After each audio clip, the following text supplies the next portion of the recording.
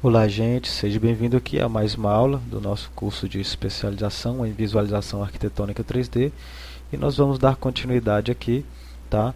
Falando sobre o que a gente chama de eixos de referência, tá? Segundo a própria forma do objeto, tá? Ou seja, segundo o próprio volume do objeto, tá? Onde você quer diferenciar, tá bom? E em relação às mudanças dos eixos de referência aqui, como até a gente já viu, tá, em aulas anteriores, mas agora um pouco mais específico. Bom, a primeira coisa que eu queria falar é o seguinte: todo objeto ele tem um centro de gravidade, tá joia?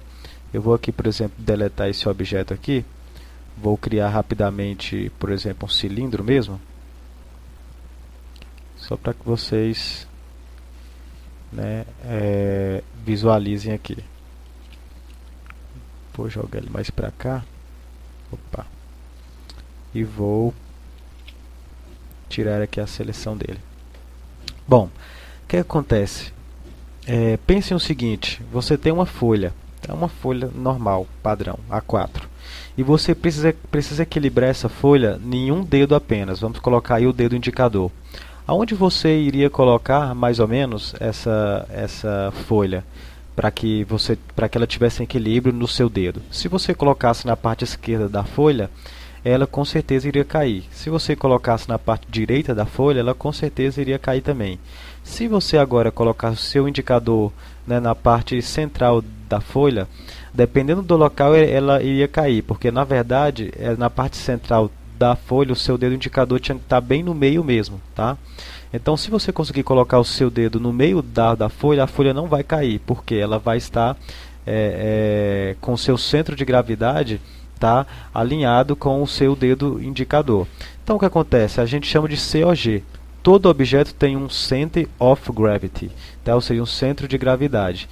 E esse centro de gravidade é o que traz para o 3D também, tá, uma forma de como o objeto ele vai se sustentar, entre aspas, tá, no mundo virtual, aqui na nossa viewport. Por exemplo, vamos lá entender isso melhor aqui. Quando a gente usa, por exemplo, o nosso Translate, nosso transformador, repara, por exemplo, que aqui, ó, na nossa visão de front, tá, o nosso eixo de referência aqui, tá, ela está bem embaixo do objeto. Isso quer dizer o quê? Se eu for, por exemplo, agora rotacionar esse objeto, olha por onde que ele vai rotacionar. Eu vou rotacionar, por exemplo, tá, aqui no eixo, vou rotacionar no eixo Y.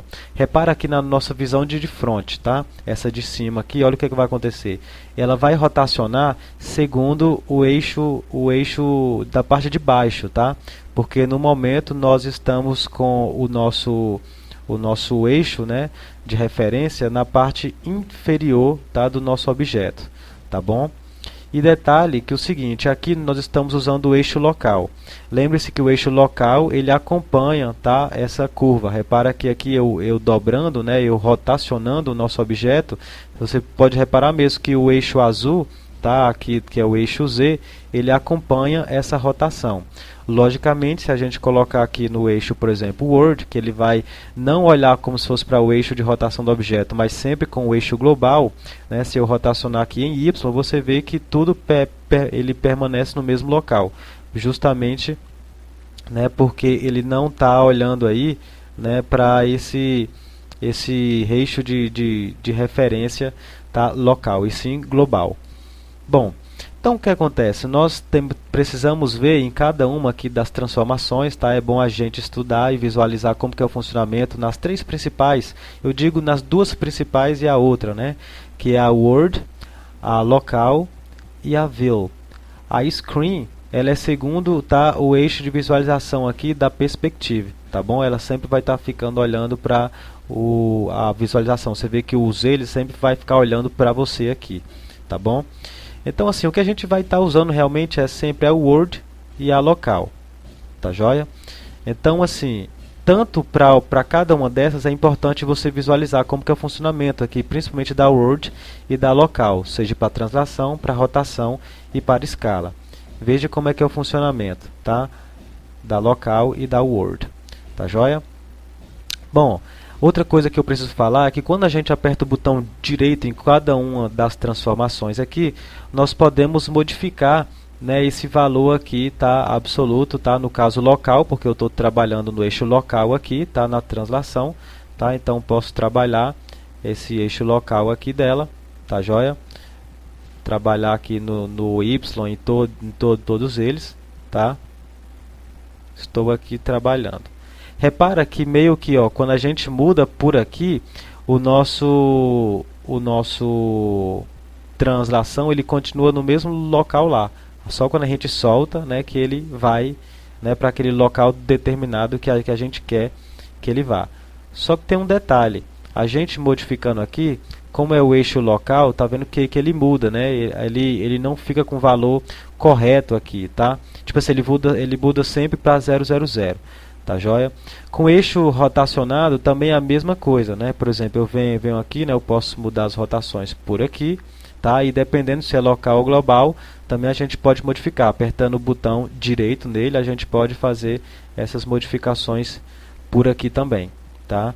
E sendo também o, né, o Word ou não. Só que repara, tá? Que quando a gente muda para local ou Word, a numeração aqui, por exemplo, local de translação, ela volta para 000, certo? Por quê? Porque as transformações é seguindo o próprio objeto. Então, por isso que ele sempre volta para 000. Mas quando a gente trabalha com o Word, a gente está pegando o eixo de referência da nossa viewport, né? Ou seja, da nossa referência global aqui, tá? Então, por isso quando a gente aperta o botão direito, ele coloca os valores segundo o eixo global aqui. Você vê que não está mais 000, tá? Ele está com um valor diferenciado aqui. Tá bom? E para cada uma dessas funciona dessa mesma forma, tá? Apertando o botão direito aqui, tá bom? No caso eu estou em Word, tá? Então ele sempre vai ficar em 100% aqui, logicamente, tá bom?